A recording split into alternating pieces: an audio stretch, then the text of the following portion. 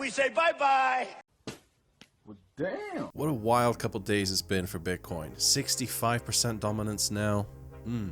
These candles are absolutely massive. It makes all of this recent history look tiny in comparison. Still, the outlook for Bitcoin is very positive. And the main reason for this is, despite how wild this stuff is right here, getting heavily rejected twice at 13,300, in the context of this recent run-up, this is showing incredible resilience. Even a breakdown from here down to the 10,000s would still be on this continuous upward trend. And in another show of incredible resilience, an orange man called the orange coin bad. Hey, Trump says he's not a fan of Bitcoin. See? No one cares. Surely the markets don't, at least. He is somewhat of an important person. I think that's fair to say. 61.9 million followers on Twitter. So let's take a closer look at what he said. I wish I could do a Trump impersonation. I can't, but I can do the hand stuff. I'm not a fan of... No, I can't do it. I'm not a fan of Bitcoin and other cryptocurrencies, which are not money, and whose value is highly volatile and based on thin air. Unregulated crypto assets can facilitate unlawful behavior, including drug trade and other illegal activity. Okay, so far, not so good. I am going to try and be as unbiased about this though. If we are totally honest, everything he said so far is technically true. The glaring omission, of course, is that so is the USD. And even worse in every instance listed so far than Bitcoin, but we'll come back to that later. For now, let's just open an incognito browser, which I've never actually ever done before. Let's see what most people are going to see as replies to this thread. Mr. President, you are wrong on this. Your staff is misleading you. Oh, it was Bitcoin that was in the suitcase of the Pulp Fiction film. That makes no sense. Download the Cash App now. Join us. A picture of the JP owned that seized ship that contained over $1 billion worth of drugs on it. Bitcoin's price since Donald Trump. I guess it's since Donald Trump.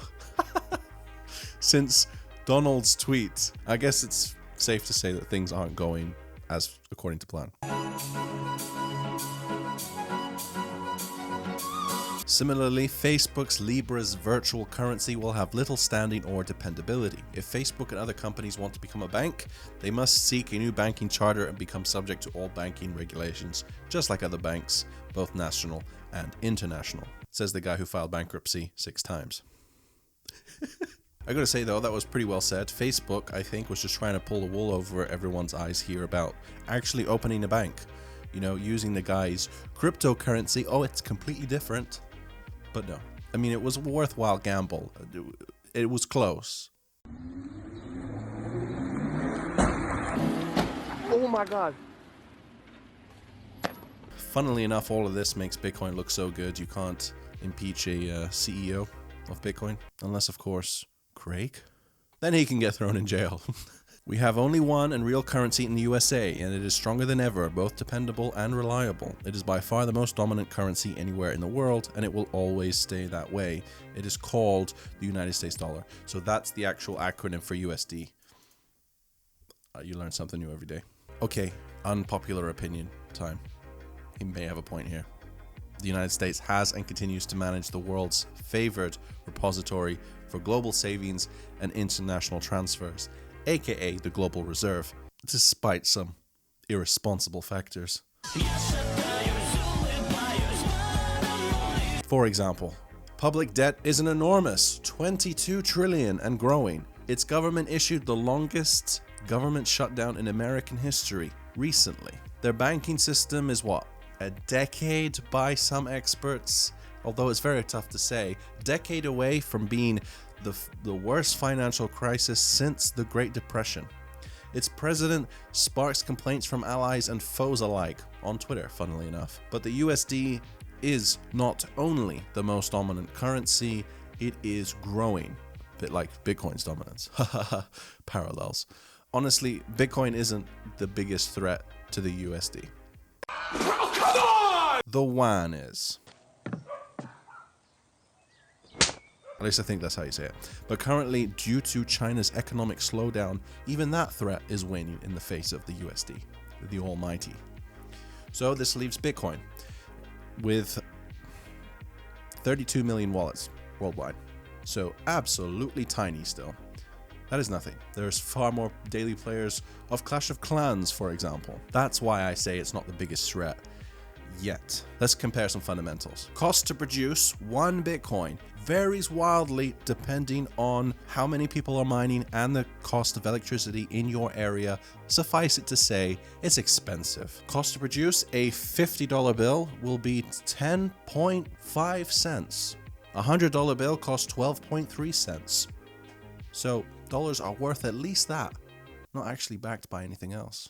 Except you have to produce those cents too, and they also have a cost, so you're based on thin air. Well put, Donald. But I am cherry picking here. This feels like an argument the new to crypto me would have made. The USD is backed by the largest military in the world. That's pretty much the best backing a currency can have. Enforcement. Bitcoin's value to me comes from preference, or at least everything boils down to preference. If you value being your own bank, limited supply, network security, then it's valuable to you. If you prefer the USD, you prefer stability, you prefer the hidden taxation through inflation, then it's valuable to you. But the good thing about preference, or the good thing about life in general, is you don't have to choose one or the other. You can have both, right up until we don't need the other one anymore.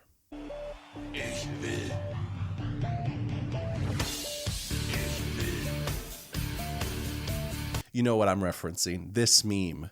Once this meme becomes a reality, then hell yeah, Bitcoin is going to be a huge threat. But I just can't envision a day where that's going to be the case, where things aren't also at least denominated in their USD valuations in addition to their Bitcoin ones. Not in our lifetimes, maybe.